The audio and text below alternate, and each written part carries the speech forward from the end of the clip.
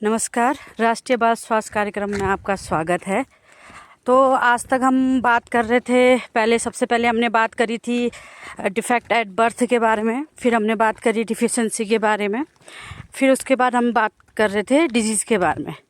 Disease में आज हम बताएंगे आपको स्किन डिजीज़ के बारे में, जो हमारे डॉक्टर साहब बताएंगे।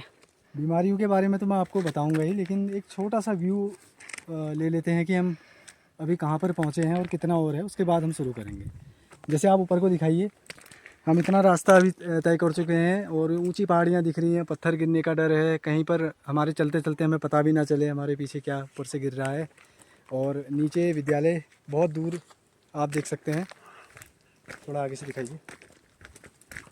ये नीचे जंगल से होते हुए मैंने बताया था आपको कि ये है वो घना जंगल है, इसको हमने पार करना है। और नीचे गांव सिलिंगिया पड़ रहा है, यहाँ पर प्राइमरी स्कूल और आंगनबाड़ी है।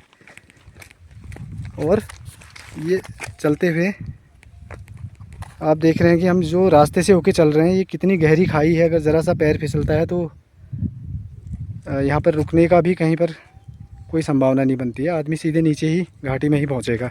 तो इतना रिस्क रहता है हमारे साथ। तो अभी लता ने बोला था कि कुछ डिजीज़ के बारे में हम लोग बात करेंगे चलते चलते। तो बीमारियों में जब हम लोग स्किन डिजीज़ का आज टॉपिक है जो हम देखते हैं बच्चों में। जैसे सबसे ज़्यादा जो मिलता है वो फंगल इन्फेक्शन, जो त्वचा रोग है बच्चों में पाया जाता है, फंगल इन्फेक्शन, वो ज़्यादातर हमें बच्चों को मिलता है। और इसके अलावा जो सीजनल त्वचा रोग से संबंधित जो केसेज हम देखते हैं, जैसे गर्मी के मौसम में कहीं पर पानी रुका हुआ रहता है, गर्मी जो घाटियों में है या नदियों में बच्चे नहाने के लिए जाते हैं, बहुत अनहाइजीनिक होता है रुका हुआ पानी। तो उसमें बच्चे जैसे स्कूल से जाते समय गर्मी के कारण नहाते हैं, तो उसमें जो बहुत सारे बैक्टीरिया होते हैं जिसका बच्चों की त्वचा से संपर्क होता है, तो कई सारी त्वचा से संबंधित बीमारियां हो जाती हैं बच्चों को। और दूरस्थ क्षेत्रों में दवाइयाँ ना होने की वजह से वो स्किन डिजीज़ बढ़ती ही जाती है, शरीर में अन्य जगहों पर फैलती जाती है।